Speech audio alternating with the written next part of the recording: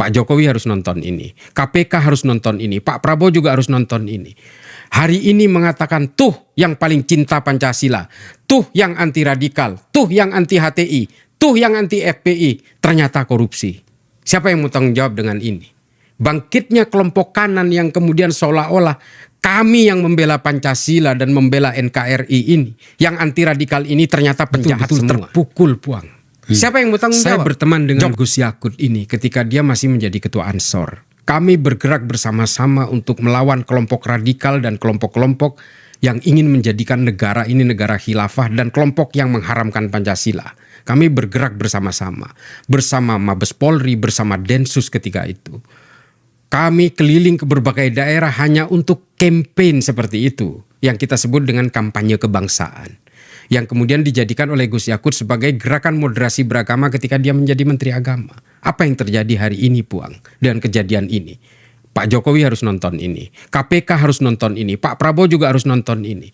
Hari ini mengatakan tuh yang paling cinta Pancasila, tuh yang anti radikal, tuh yang anti HTI, tuh yang anti FPI, ternyata korupsi. Siapa yang mau tanggung jawab dengan ini? Bangkitnya kelompok kanan yang kemudian seolah-olah kami yang membela Pancasila dan membela NKRI ini, yang anti radikal ini ternyata penjahat semua.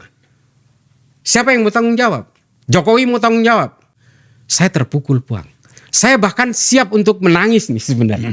Saya sangat terpukul dengan tudingan publik seolah-olah seorang Pancasilais anti radikal yang betul-betul kami ini ingin menjaga kemajemukan di negara ini, ternyata seorang koruptor.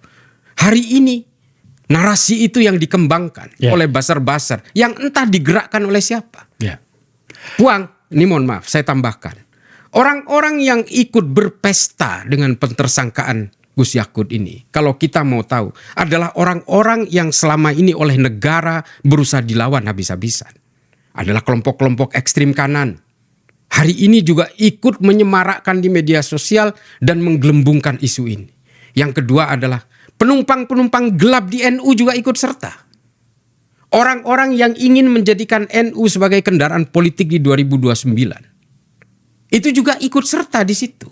Kalau kita profiling semua. Orang-orang PKB yang anti kepada Gus Yahya juga ikut serta mempersekusi Gus Yakut di sini.